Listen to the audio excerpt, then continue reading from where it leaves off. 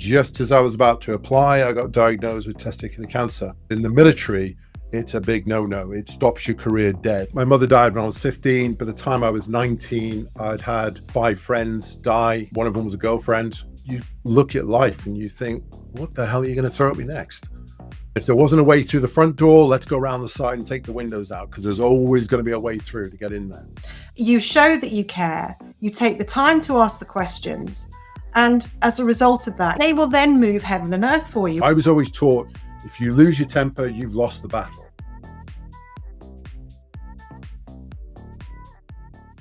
Welcome to Lead Brightly, real conversations about the relationship between confidence and leadership success and what it really takes to lead with the clarity and the courage that inspires other people to follow. Now, it's a real pleasure to be joined today by Randal Tiny Smith, who is anything but. He's 6'7", but he is a former senior Royal Air Force officer who's transitioned into the automotive engineering industry with Jaguar Land Rover, playing a key role in the development of the Jaguar I-Pace electric vehicle. And since then, he's led the growth and transformation of multiple businesses across EV charging, renewable energy, and infrastructure, establishing himself as a recognized industry expert. So it is no surprise that Randal is now a sought-after speaker at industry events and conferences. And through his advisory work and business, he supports energy and infrastructure projects across the UK, US, Saudi Arabia, and India. Now, his mission is simple but huge. It's to cut through the noise and the massive amount of misinformation surrounding the energy transition and attempting successfully to help organizations and individuals make informed decisions that actually accelerate that shift to cleaner energy and a more sustainable future that we all need and want. So, Randal, welcome to Lead Brightly. Thank you for joining me today. Thank you for having me, Sarah. It's a great privilege to be here.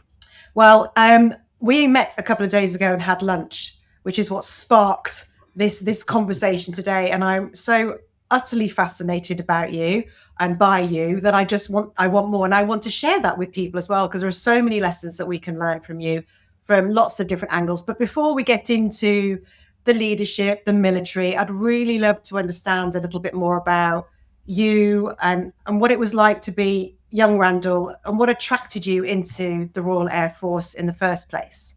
God, crazy story. Well, when I was a little baby getting changed. No, I mean, I had a sort of checkered childhood, I suppose I would call it.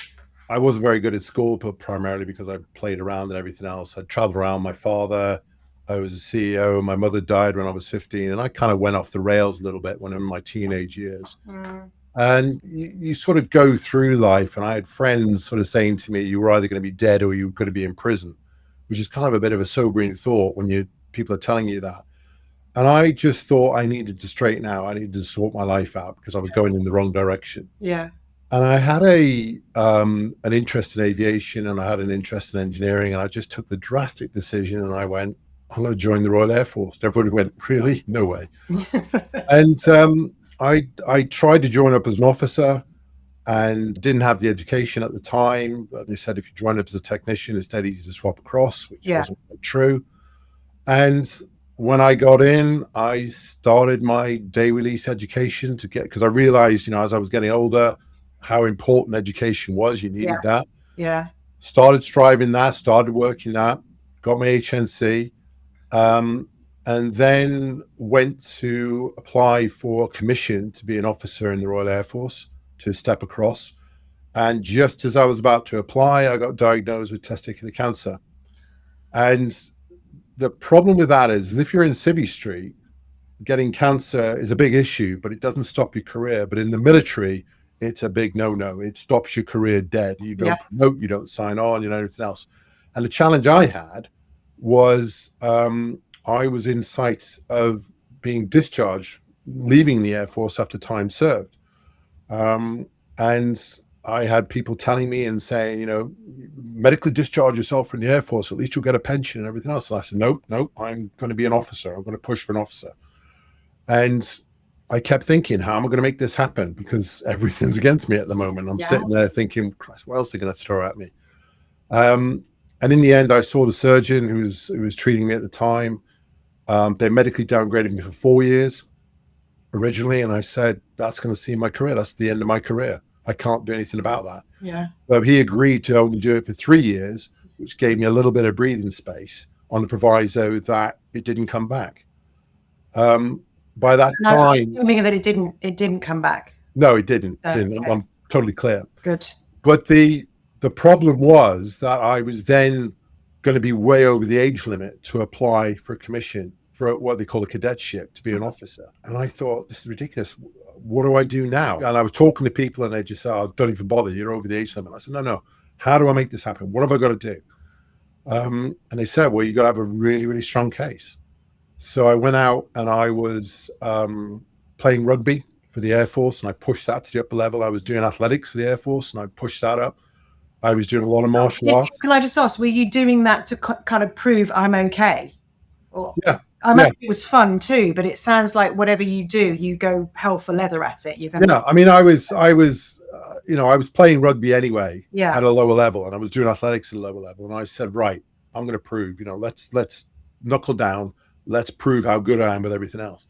I was doing martial arts. I Southern UK champion at Taekwondo in my federation. Wow. And did a lot of charity work and everything else. And I was studying for a day release part-time degree as well. And I thought, right, I'm going to bring all this back, because the time I'm upgraded, it's going to be 4 years over the age limit. I'll come back with a case.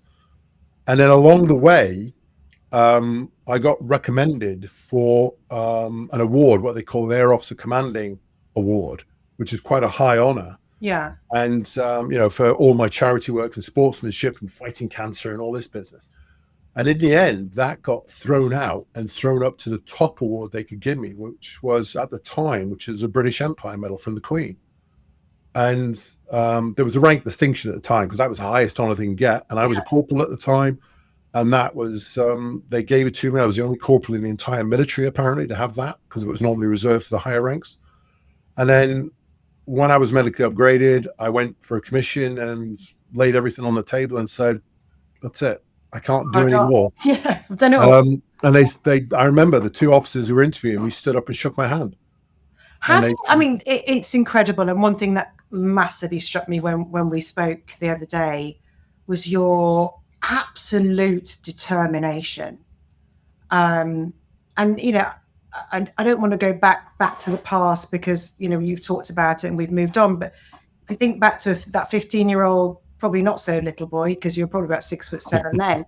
But when you think back to, being a young kid, it's such an important age. And then you had that shock, and then you had cancer in your early 20s, I think you said it was. Mm. And it just, what I see with far less than that, without that level of adversity, is people going, well, I'm just unlucky, I just get up, woe is me.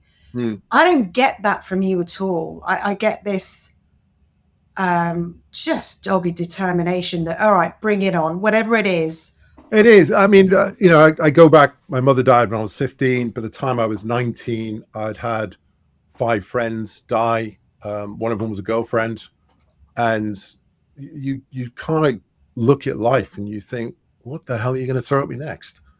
And then you get up to, you join the Air Force, and then 24, you get testicular cancer. And I'm thinking, why? I wasn't drinking, I wasn't smoking. And I'm looking at all these people around me with beer bellies and flip top nuts. And I'm thinking, what else do you want to throw at me?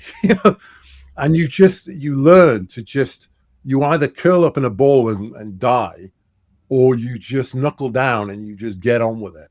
I think those are the two options, though, aren't they? Yeah. You either give up or you go, and you're clearly in the let's go camp.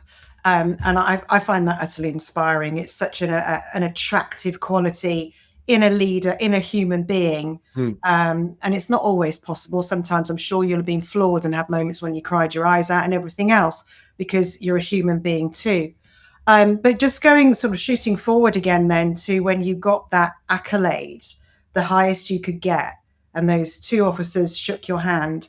What on earth went through your mind then? Were you surprised? I was shocked. Were you? To be honest, when the 2 officers stood up, because I'm a little junior rank, and these 2 very senior officers stood up and shook my hand and said, congratulations. And I went, shit, what have I done? But yeah, I was accepted into the system. and I took the Queen's Commission and became an officer and went through all the training and everything else.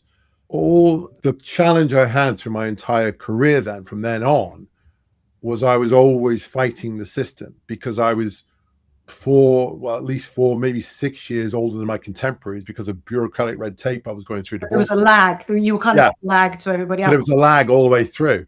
And they don't see that as having the extra maturity as a positive thing, because I do. No, because the way the Air Force works is, I learned later on that, for want of a better word, there's ageism in the Air Force, which is a bit of a challenge sometimes, because they want you to get up into the very senior ranks, the air ranks. Yeah. But to get there, you have to start, be a senior officer by the time you're 12 and that sort of thing. You work it back. Okay. And it's really hard to sort of punch through that system and go for it all the way through. And it's, everywhere I went, I was older than my contemporaries. I was pushing. And I remember in the military, in my career, I was an aviation engineer, and you have a new role every 2 years. You're moving around. So you're a jack of all trades, master of none. 1 minute you're leading 250 people, next minute you're a specialist or whatever. And we have a desk officer who sort of plots your career and puts you in the various slots. And he always told me, one of the desk officers early on said, your career is like a funnel. Okay. Mm-hmm. So if you work hard and swim to the top of the funnel, you get the widest choice of jobs. And if you don't, then you just sink to the bottom and you get, this is your job, next job, and away you go. Wow. And I can remember every time 2 years was coming up, I'd go and sit with the desk officer and have a coffee with him, and he'd lay a load of jobs out and he'd say, take your pick, which one do you want? So every job I did in the military was a top job, and I selected it, and it was a lot of fun.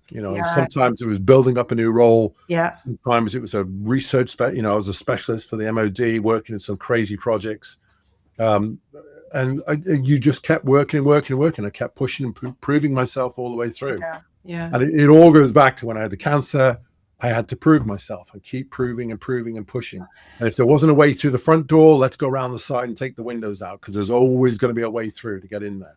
And, the two things I want to ask you that just come into my head is, and I'll go with the one I've just remembered, because the other one's just flitted off somewhere for a second. Squirrels have got involved in my brain. Okay, terrible. Not the squirrels again. Yeah.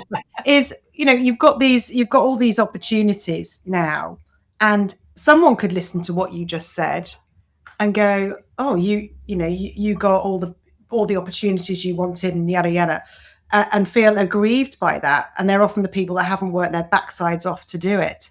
And one of the things I talk to my clients about is having the right level of confidence. And you absolutely have. When you say that, I just hear, when you hear the backstory, I absolutely deserved it. You do what I call taking control of your career. Mm-hmm. You didn't just sit and mope. You got on with it. You took control and you made it happen. Some people don't understand the difference between confidence and arrogance. How do you tell the difference? And the reason I ask is, when I say to my clients, right now you need to have the confidence to go and share your brilliance, to share what you've learned, do this. And they're like, oh no, that's just showing off. That's arrogant.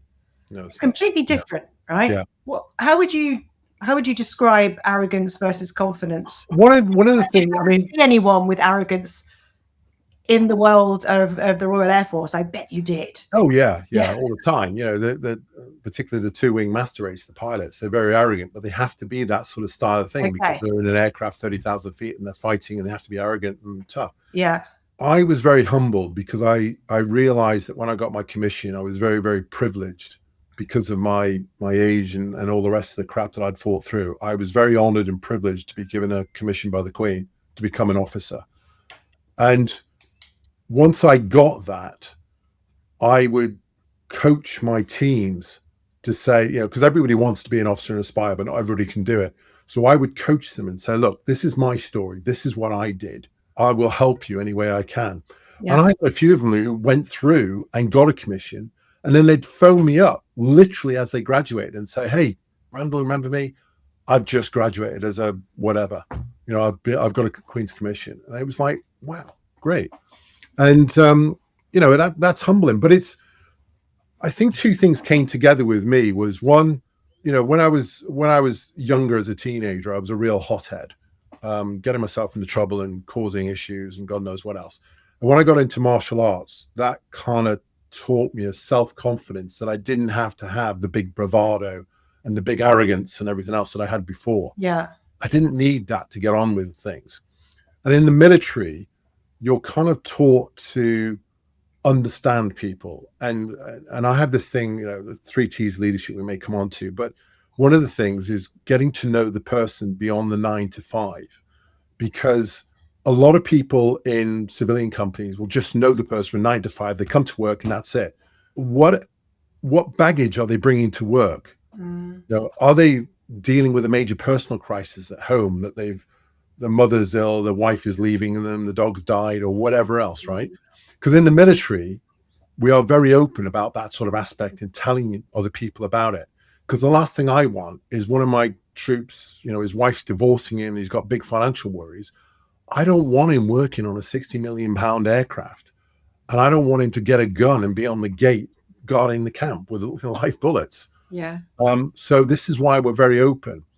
And to do that, you have to get the trust of the individuals. So you have to be very humble, talk to people, to communicate with people, get out of them what's playing on their minds, what makes them tick, what do they want from life, how can I help them, and how can they help me?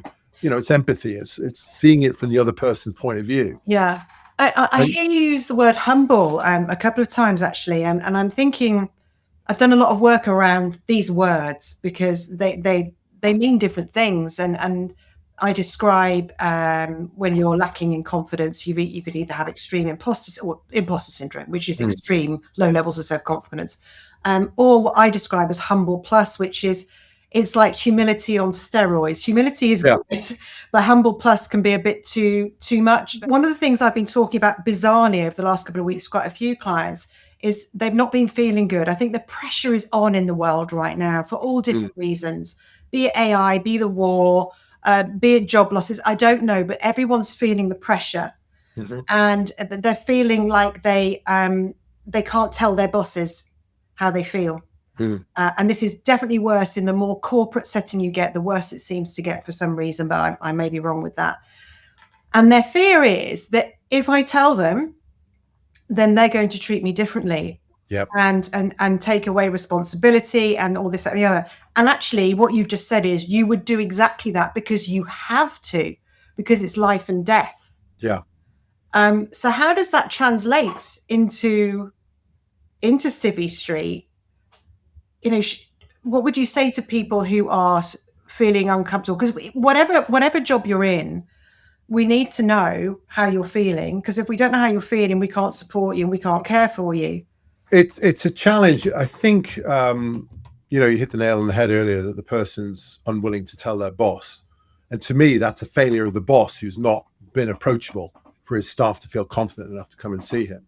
Because at the end of the day, the boss is still part of the team, that the teams are working for him. Sure. We're all part of a team in a company that you've got to work together.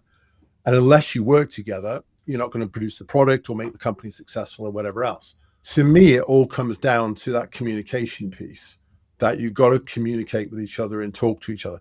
And this is, I talk about the 3 T's of leadership, which was a skill I learned in the military and I've taken forward into Civvy Street. And the first T is sort of trust the individual to get on with the job. So you give them the tools and the training, allow them to work within a framework, and don't long screwdriver and check on every 5 minutes, because that breeds confidence in the individual that you're trusting them to get on with the role.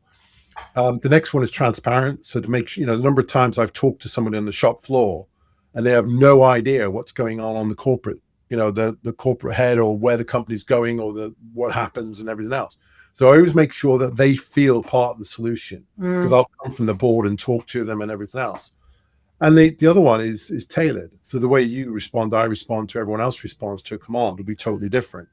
So it comes back to that bit about finding out what makes the person tick. It could be that they like playing football for a Sunday league or something, or they may have a personal problem at home or something. You're trying to find out what makes them tick, what's on their mind at the time. And once you start knowing that, you can know how best to treat that individual. What thrives that individual? How do they like to be thanked? Yeah. Some people when they do a good job, they want you to buy them a pizza and give them a bonus. Other ones say, just pat me on the back and say, thanks very much. Yeah, and don't say anything at all because I get really embarrassed, or Exactly. tell me Exactly. to leave half an hour early. But once you start knowing that, some people are quite happy to carry on working on the shop floor the rest of their lives. Other times, some people want to be, the next director of a firm or something. So if I know all that, No, you do can work it. you don't know what people want, and there's so many. What I see is so many assumptions and lots of finger crossing. Going, I think I've got it right. I think I've got it right. And when I say to people, how many one-to-ones are you having? Oh yeah, loads. What do you talk about? Numbers, projects. Tell me about the person. How many kids they got? When are their birthdays? What do they like to do at the weekend? Well, I think possibly. I'm like, no. You don't know. Why is that so hard? I can remember one of the companies I worked for when I came out of Civvy Street. They had a big problem with one of the directors who was leaving. He was throwing rocks everywhere. He'd made a lot of enemies in the company, and he was leaving. And I went to see him because I'd literally just arrived at the company. Went to see him, had a coffee with him, and he just sat there for 20 minutes, half an hour, just putting every barrier in the way. It was everybody else's fault. Blah blah blah blah blah. And I thought, right, I'm going to flip this. I'm going to get in your head. And I started talking to him and I started getting in his head. And it turned out that his brother had committed suicide 3 months previously, right? And he didn't know why. And then his mother had collapsed in a field and broken her hip. And she was overnight in a field for 24 hours before somebody found her. And that was playing on his mind. And I remember going back to see the CEO. And I said, are you aware of all this? And he went, no, didn't know anything about it. And I said, well, this is what's going on. This is what's playing in his head. Well, how do you know? Because that's what I do. I get into people's heads to find out what makes them tick. What you say getting into people's heads, what you do is you give a shit, excuse the language, you show that you care, you take the time to ask the questions, and I'm going to guess that as a result of that, your relationship with that person is even better than it was before, and they will then move heaven and earth for you, which is something you definitely have to have in the military, because you never know when you need someone to watch. We used to call it watching your six. Yeah. So somebody, I used to really, I can remember once when it was really brought home to me that guys would watch my six. I was at we have what we call a beer call. It was a Friday afternoon. We were having beers in the squadron and everything else. And a fight broke out in the bar between two of the guys, right? And I'd just gone to the toilet behind the bar, not in the toilet, behind the bar, not behind the bar, so to speak. But that's a bit gross. Yeah, okay. You want to share? But as I came out, my number two and one of the senior sergeants literally grabbed me under either arm and said, "Time to leave, boss." Right? And the reason was because when the police turn up, because of the punch up, they go for the senior person. Because I was the senior person, they got rid of me very quickly, so they would take the liability. And that was them looking after my sixth. Now, the next morning, I got my number two, and I said, "What happened?" And he said, officially said nothing. And I said, "What happened?" And he told me such and such punch, such and such in the face, blah, blah, blah. And then, we dealt with that issue and sorted it. But that's, people looking after your number six. And in Civvy Street, I get it as well, where I will maybe come up with an idea, but I may not think it totally through. But I want to create a situation where everybody in my team feels confident enough to go, actually, boss, I don't think that's going to work because of X, Y, Z. Why don't we try ABC? And I go, actually, brilliant, great. And then we're kind of forging the idea between us and we're bouncing it. But then I've given them the confidence to approach me. Yeah. And I've also created my own approachability to them. That they absolutely, it's got to be a two-way street. But I think the door starts with the leader. I will often encourage people to, whatever the leader's doing, is to lead brightly, which is what I talk about, but lead with the confidence, the emotional intelligence, and the communication effectiveness to show up effectively, irrespective of what your boss is doing. But it's a hard fight. It is a hard thing. I mean, the thing is, you've got a manager and you've got a leader, and everybody wants to think of themselves as a leader. In the military, we are taught to be leaders. Yeah. If you think about it, when the proverbial hits the fan, they call the police in. But when it really hits the fan, you call the military in, because the military's got the discipline, the bearing, and everything else. Yeah. I've seen so many people in Civvy Street who, if you look at the recommendations of my profile, people write reviews for me because they like the way I operate, they like how I do things, and they follow me because of that. Mm-hmm.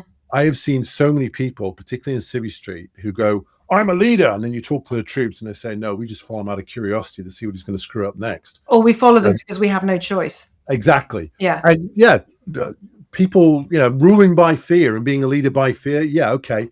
There are occasions you might need to do that. But 90% of the time, if you've got the right balance and your troops trust you and you've worked with them and they're holding you at the forefront, you don't need to lose your temper. I was always taught, if you lose your temper, you've lost the battle. Oh, right. Yeah. Always keep a level head all the way through. It's the same with kids, isn't it? We learn kids as well. Once you've lost your temper, they've won completely. Yeah, they've won. So always keep a level head. I was thinking about this. Watching your number 6.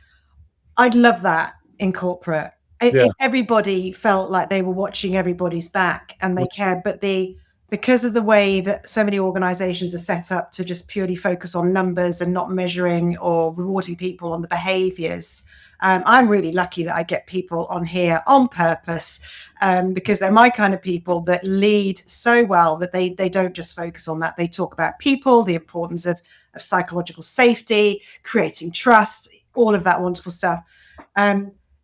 This is what we need to bring into corporate. But until corporates start measuring the right stuff, I can't see how it's ever going to happen. And because there are so many layers to who decides what's going to get measured, the shareholders right at the top, or the business owners, whichever way around it is, if we don't get to them and we can't change their minds, how much can we do? You're showing me that we can do an awful lot anyway. You really need to drive it. And it's, I can remember being in companies, Jaguar Land Rover, for example, and they send out the electronic survey and fill in what you're thinking about the company and all the rest of it. And then they put the spin on it. 32% of people think the company's doing brilliant. Okay, well, what about the other 68%? I'm surprised to actually promote that as any work. And I used to see it all the time, the spin on everything. 32%. That's kind of telling you that it's not great. Yeah, exactly.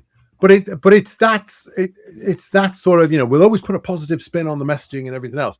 And I can remember I had some really good teams working for me in JLR, and I developed them to watch my 6. I remember. And I always used to have a close knit. There was a close knit number 2 with me. And before I made a major decision, I would sit and talk to him and I'd say, why don't we do this? Can we do that? Can you see any problem with that? And he might go, no, yeah, it's a good idea. Or he might go, no, actually do this a little bit over here. And we kind of bounce it. And it's a bit of a laissez-faire sort of approach, I suppose, rather than being dictatorial and saying, right, everyone, off you go. But that doesn't work. I mean, but I've seen it time and time again. Everyone comes in and goes, right, everyone over to the left. No, we can't do that because of this. And you've just lost all credibility straight away. Yeah. So it's trying to balance it out of what you have to do. And it's just different leadership styles. It's different leadership styles, but it's knowing. So first of all, we need to learn what they are. And there are 6 that I talk about. Mm-hmm. And the one that should be used least and is probably used most is commanding. Because people think I'm a leader, I must tell you what to do.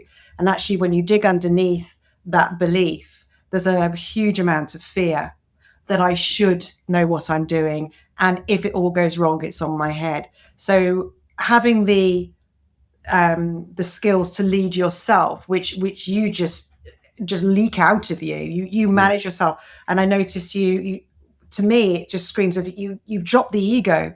There's no ego here. You could have a huge ego, but you've decided to drop it and actually do the self-leadership piece, which helps you lead others and have more success in the most extreme conditions where life and death are a thing, but also on Civvy Street, you've brought that in, you've shown it can work, and you've shown it makes a difference.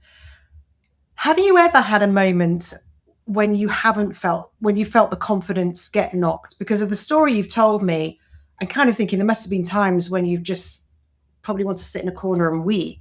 Have you ever had moments like that? Or have you always been kind of, 6'7" and upright? I mean, the thing is, when I walk into a room, people notice me. Well, you can't help it because Yeah, you're true. the client. Well, I was taught how to communicate with people, how to hold a conversation with people, how to get to know people, and everything else. And as such, when dignitaries came round, I was kind of the guy that was pushed forward. So I've hosted the Queen when she was alive, Charles, Diana. I used to work with Will. I never met Diana, sorry. Margaret, Prince Philip, Camilla. I used to work with Wills and all that. I've worked with a lot of the royal family and a lot of mayors and a lot of dignitaries and prime ministers and all the rest of it. And once you get to that sort of level, I've got no ego to grind. I've kind of I was wanted to be an officer. I became an officer when I went out to Civvy Street. I made a success of that. I pivoted from automotive engineering from aviation engineering in the Royal Air Force into automotive engineering. Mm-hmm. And that was a hell of a change. It was okay. It was engineering, but it's two different things. And I just, as I grew older, I just got humbled by it, and I didn't need to do it. And I found that if I worked with teams rather than telling teams directly, but realized that I was part of the team as well, then it kind of humbles you and makes you appreciate that we are a team together to make something happen. The other thing that always gets me is, I've seen it a few times, is where one of the team messes up, something goes wrong, and the manager suddenly puts the umbrella up and goes, nope, it wasn't me, it was him. Yeah, but who does he work for? Oh, well, he works for me, but it was his fault, and all this business. And one of the things I found really humbling one time was one of my teams messed up quite bad, and I stood up and I said, I take the bullet for this, to the hierarchy. And then you turn back to the team members and say, right, how do we stop this happening again? And you sort of, then we work that, and we don't rip his head off and everything else. We don't lose your temper or anything else. Confidence wise is it's interesting, because I've been bred in a thing where I've been trained in an environment where you have to have confidence, you have to exude confidence. Even if you're not really feeling it, you need to pretend that you have. Yeah, you have to have the confidence, because there's a lot of people hinging off of you in terms of your team, looking up to you to say, if the boss is shit, then we're really in shit. But even before you were a boss, though, so when you're in the lower ranks, were the moments when you would stop and go, can I actually do this? Or is it never really? I've got a feeling that because you're so focused on what you're going to do, why you're going to do it, and everything else. I'm wondering if even confidence even came into your mind. It doesn't with everybody. A lot of it was, I learned very early on that there's always a way through, right? Yeah. There's always a way. Okay, you get turned away from a nightclub or whatever else. Okay, that's a logistical thing. You're not going to go through. But if somebody's saying to me, the road's, there's a tree in the way and we can't go through it, I say, well, what do we do to get around it? How do we make this happen? And you focus on the action. Yeah. I think this is a really important thing for people to understand when you want to stop thinking negative thoughts about yourself, or stop worrying about not being good enough, everything else, is focus on the thing ahead. Yeah. And I talk a lot about having the power of a personal vision, not just a work vision. We all need one of those as well. Where are we going? Where are we taking the troops to? But a personal vision. Where do I want to be in a year's time as me? What do I want people to be saying about me? What do I want people to be thinking about me? What do I want to have achieved? How do I want to feel about myself? Yeah. And as soon as people sort of lock onto that, and that's what I'm hearing with you, is you'd already locked onto it. You lock onto what's the plan, create a plan, then we can work around it, and we spend less time worrying about ourselves. I think that's a really important message. I think there is. I mean, one of the other things I always do is when I make a decision, and again, it goes back to my military training, is you look at what we call second and third order outcomes of everything that you do. There's so many people make a very rash decision without thinking of it, and then all of a sudden they hit a wall because they haven't thought of where this, if we do this, what happens next? And if we do that, what happens next? What's the second and third order outcomes of it? So you're talking about strategic thinking. Strategic thinking going forward. Yeah. And a lot of my roles that I've been an MD, COO, CTO, and all that business, as a senior officer, is always taking that strategic view, looking long term. What are we going to do? How are we going to do this? So I've got the team sort of looking at me behind and saying, right, boss, we need the leadership, what's going? And, I would land with my teams in South America or Africa or wherever else we were going when we were flying around the world. And I would say, right, you go and sort the hotels out, you sort the transport out, find us a restaurant to get into, and, you sort the money out and the accommodation and stuff. Mm-hmm. And then everyone had a task and they would go off and do things because that's what you do. You empower the individual to get on with the task. So they become a powerful team. Exactly, because the sayings we always have in the military is don't bring me a problem, bring me a solution, right? Because I was involved in every one of their reporting chains, all my teams. If you're bringing me, you might come to me and say, boss, we got this problem, but I'm going to do this, right? You okay? And I go, yep, tech VG, go for it. But, when somebody comes to me like out in Civvy Street and says, oh, I've got this problem, my IT system's not working. And, what do you want me to do?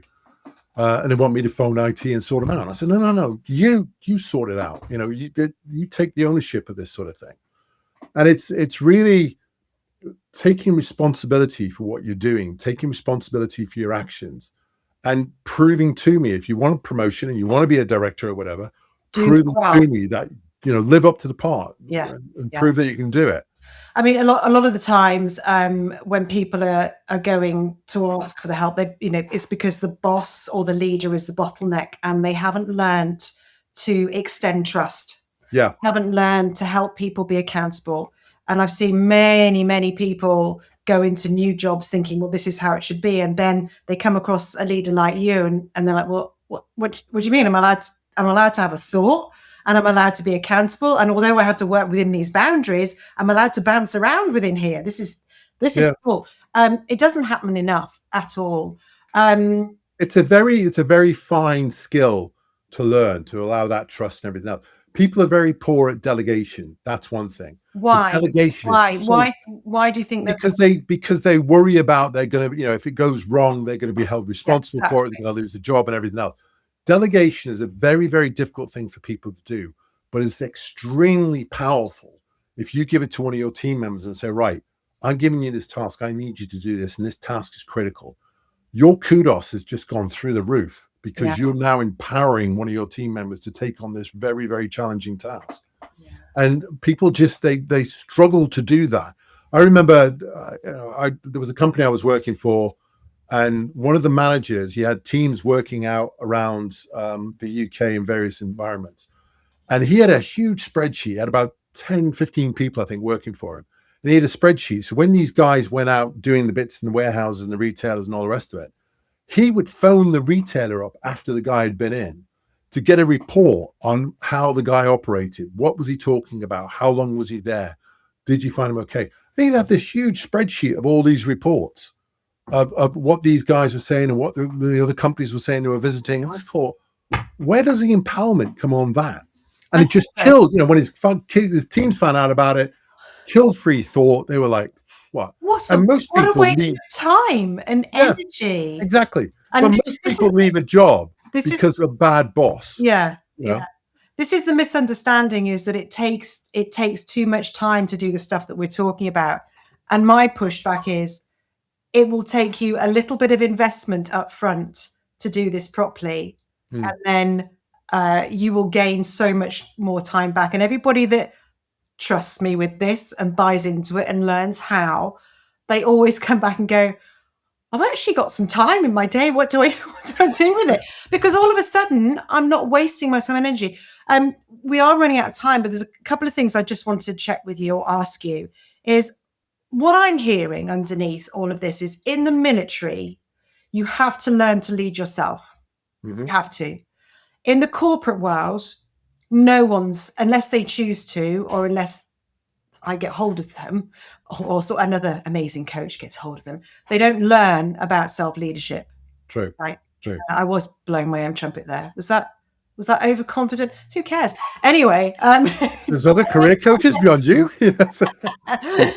Do you think that is something that if that was missing, what would happen to the military? If all of you didn't have that emotional self-control when it mattered, what on earth would happen? We'd fall apart. People would die, military, right? You can imagine that the military's got a very regimented system, right? Particularly if you get in the army, you have guys that probably aren't the brightest, person. They've sort of failed school or whatever else. They've ended up in the army. You tell them to go and do something and say, go and jump, and they'll just jump, and they'll do whatever you tell them to do. And that's the regimented system. Everybody in the military, you're working for a hierarchy somewhere. You're working for a boss. Yeah. Right? The airmen side of it, they are used to being told what to do to a certain extent, but the higher up they get in there, they start thinking for themselves. As the officer, when you get into the officer ranks, you become an example for the troops. Okay. And there's this very delineation that we have an officers' mess, they call it, which is like the officers' bar and hotel where some of the officers stay and entertain. And then you have the airmen side of it. And the airmen are not allowed to see the officers getting drunk or fraternizing or everything else. You're not really allowed to have relationships between officers and air persons, right? Because it breaks down that sort of trust and elitism that the officer is a sort of god and everything else. Yeah. So it's if you don't have that hierarchy, if you imagine, you're in battle somewhere, you need someone who's going to do what you say. If you say, go and kill that person or go and attack that tank, you need to know and trust that they're going to do that to the best of their ability. Yeah. Because your life depends on it and the rest of your troops' lives depends on it. Yeah. So that's the way we're bred and we're instilled. Now bring that into Civvy Street, that sort of discipline and bearing and confidence and everything else. That's a major feature that you can play into Civvy Street. Yeah. And not everybody goes out and shouts and everything else. Sometimes you don't need to do that. Sometimes you get someone like me who just can talk to people and get into people's heads quite easily. You shouldn't need to shout. I mean, I'm amazed. I've seen people shouting at work, and I have to admit, once I shouted at work, but that wasn't. I was very junior, and I was being so badly treated. In the end, I blew my top that I shouted. That's the one time I can remember doing it. But you just don't do that. What would you say to people that are looking for brilliance, but maybe they're discounting people who have earned their stripes? It's a really really tough field. I mean, I'm looking around for a new role at the moment, and just sort of speculating out there. And time and time again, I read the forums on recruiting and everything else. Everyone goes, "Oh, ageism," right? It's a very, very difficult one to prove, because if you do anything with diversity, equality, and inclusivity in that, and you discriminate against females or whatever else, it's very easy to prove it. A lot of people speculate, you turn me down because I'm female or disabled or whatever else. That's a difficult one. Ageism is a really difficult one. And there's a few companies I'm aware of. I remember a recruiter friend of mine, we were having dinner one night, and he said the company said, he was doing a job for a company and they wanted an MD, but the MD had to be under the age of 35 with 10 years experience as an MD. And I went, MD, are they going to be at 25? Well, exactly. I said, the only way you're going to find someone like that is if he's running his own company as an MD. Yeah.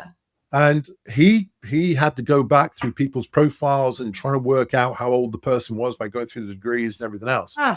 And he found someone who was 36 and they got in the company. And there was another company, I was talking to a CEO a couple of months back, and they said they just hired a COO for the company, but they hired a young chap because they wanted longevity from the post with him. And I thought, well, that's blatant ageism straight out. And there's a lot of it. Ridiculous. Because most people in those C-suite positions will be around for a couple of years, maybe 3 or 4.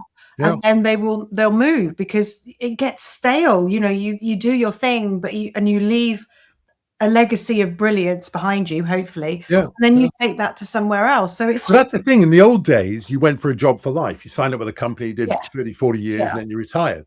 Nowadays, people swap jobs every few years. They'll do 3 years here, 3 years there, and they're bouncing, chasing the money all the way through. Or just excitement and change. Yeah. But I was quite shocked when I talked to this recruiter and he said this thing about, MD 35, and his CEO quite blatantly said, we hired the CEO. He was a young chap and we want longevity in the post. And I thought, bloody hell, how the hell are you getting away with that? But it's out there. I hear of it. I haven't come across it, but I hear of it, with other people and companies and that. Sometimes it's speculating. You know, people say I got turned down because I was too old. Well, were you realistic when you applied it? Yeah, but how do you Yeah. know? How do you prove it and How do everything else? you know? What I would say to this is that when I'm helping people with, smashing their interviews, is we're back to mindset. If you think you're too old and you've You made carry that into the it interview. Yeah. because you're too old, you are leaking that out all the time, and they're not necessarily picking up your age. What they're picking up is discomfort from you, which makes them feel uncomfortable, which means you don't get the job for some spurious reason, which you'll then take as I was too old. And that's what you've done, is you've sabotaged your own success rather brilliantly. Exactly. So we need to switch that and actually we're back to the self-leadership piece, mindset. Yeah. And everything you've said today just underpins everything that I believe in, what I believe is possible, what I thrive on hearing about, what I strive to help other leaders achieve. If there was one thing that you could leave the listeners or the viewers with today to it's kind of something that you've learned along the way that's helped you the most. We may have already talked about it a bit today. What would that be? Just one thing to leave them with. There's always a way. There's always a way. Nice. Yeah, there's always a way through. You know, the military side, if we can't go through the front door, go around the side and take the windows out and go in that way. It's there's always a way through, and the skill is trying to understand what that is. And, you know, be realistic. If you're trying to get into a nightclub and they turn you away because you're drunk or whatever else, okay, there isn't a way to get in. That's it. Yeah. But I would always go, if I can't go across that road because there's a tree in the way, right? How do I make this work? Always flip it the other way. People spend so long putting barriers in the way. I can't work because. It's all their own barriers though, right? Flip it the other way and say, right, how do I make this work? Nice. How do we make this happen? You know, we come back to what we were saying earlier about the whole EV, renewable energy, and making things happen for a better world. And it's got to happen. It's one of those things that's got to happen. How do we make this happen? How? Yeah. Positive thinking, go for it. Yeah. Yeah. What an absolutely brilliant bit of advice to leave on, and one I applaud wholeheartedly. Thank you so much. I really enjoyed the conversation. I could talk for hours. We probably will after this as well. But thank you very much. And if people want to get hold of you or find you, learn more about what you do, for a speaker, for a role, for anything. Have a look. Type in Randal Tiny Smith on LinkedIn. You'll see my profile. I've got about 23,000 followers and everything, and there's a lot of videos. I'm regular posting and stuff. Just drop me a direct message on LinkedIn. I'm more than happy to help or have a chat about anything. Yeah, that's brilliant. Thank you so much, and thank you to everyone that's listened. If you've liked the podcast today, please like, subscribe, leave us a comment. That would just make my dream come true. Randal, thank you, and I'm sure we will talk again soon. Thank you so much, Sarah. Well, very welcome.